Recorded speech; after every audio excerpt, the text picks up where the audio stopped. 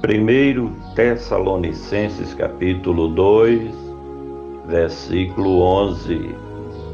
Assim como bem sabeis de que modo vos exortávamos e consolávamos a cada um de vós, como o Pai a seu Filho. Assim como bem sabeis.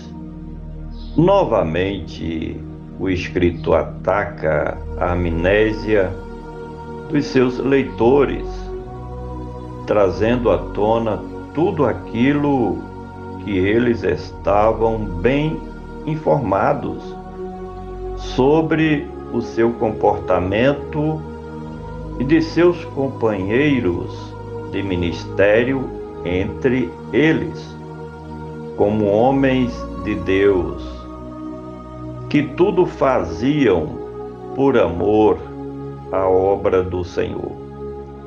A vida do apóstolo, bem como daqueles que lhe ajudaram a começar os trabalhos evangelísticos em Tessalônica, era uma carta aberta diante de todos, porque suas atividades eram transparentes diante de toda a igreja do Senhor Jesus Cristo, diferente dos opositores deles, que se infiltravam com subterfúgios para enganar os que tinham pouco conhecimento das verdades de Deus.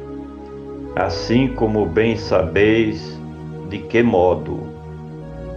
O apóstolo tinha um cuidado todo especial pelos que se convertiam ao verdadeiro cristianismo, porque ele bem sabia do quanto foi importante seu encontro com Cristo Jesus quando ia de caminho para perseguir e prender os seguidores do reino de Cristo.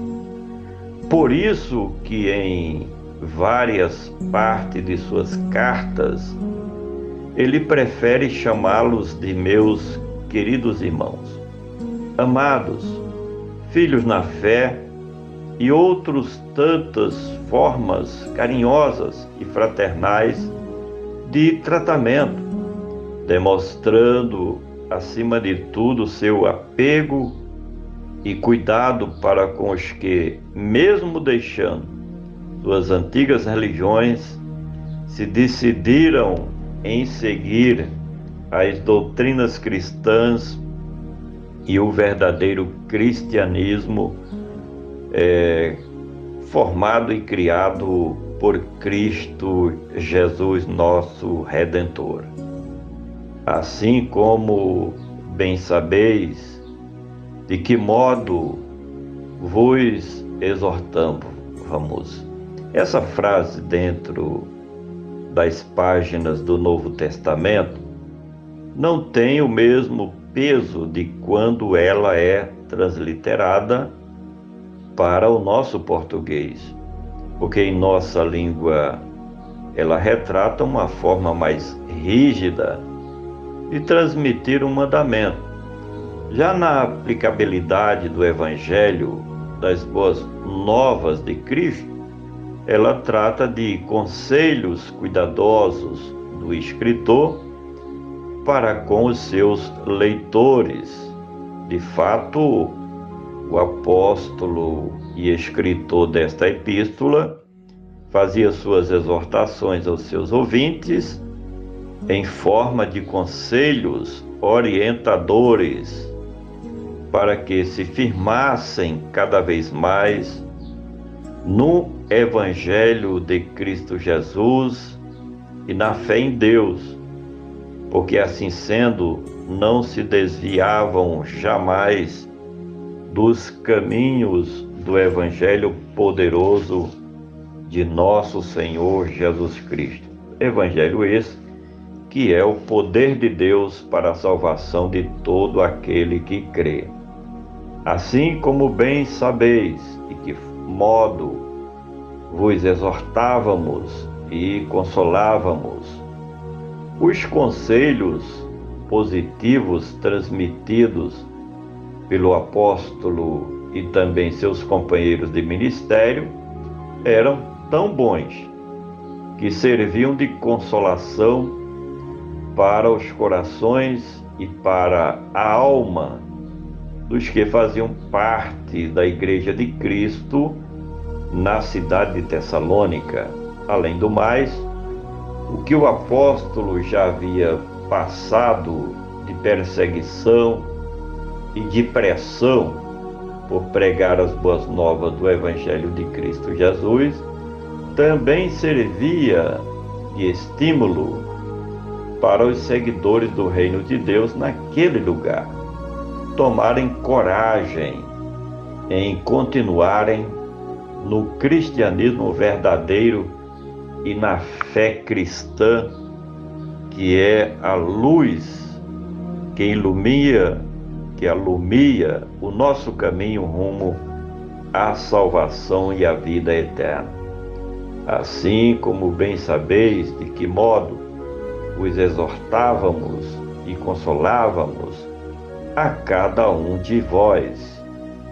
Como o escritor se refere ao início de suas atividades na cidade de Tessalônica, e quando ele começou a evangelizar aquele lugar, a igreja, nesse mesmo tempo, não era tão grande, ao ponto dos missionários terem contatos pessoais com cada um dos membros do corpo de Cristo naquela cidade. Além do mais, a comunidade cristã daquela época era como uma grande família, onde cada um cuidava um do outro, praticando na realidade o amor fraternal ordenado por Cristo Jesus no Evangelho da Verdade. E consolávamos a cada um de vós como Pai. Como o apóstolo era de fato o líder principal deste trabalho missionário na cidade de Tessalônica, ele era considerado por todos como um pai da grande família, chamada Igreja Cristã ou Comunidade Cristã de Tessalônica. E como liderança daquele movimento evangelizador e também como administrador da igreja local, o apóstolo agia como um pai de família que aconselhava e consolava seus filhos todos para os fortalecer na fé em Cristo Jesus. Finalmente, e consolávamos a cada um de vós como pai a seus filhos. Na verdade, desde que esse tempo e até os dias de hoje, existe no cristianismo um costume de se chamar de filhos na fé, aqueles que são alcançados pelas boas novas do Evangelho e se tornam uma nova criatura em Cristo Jesus. Portanto, os irmãos de Tessalônica eram considerados por Paulo como seus filhos na fé, nascidos de novo e pertencentes a famílias de Deus, porque faziam parte do corpo de Cristo, da Igreja do Senhor Jesus e da família do Deus Eterno. Por gentileza, compartilha este comentário. Vamos juntos semear a palavra do nosso Deus.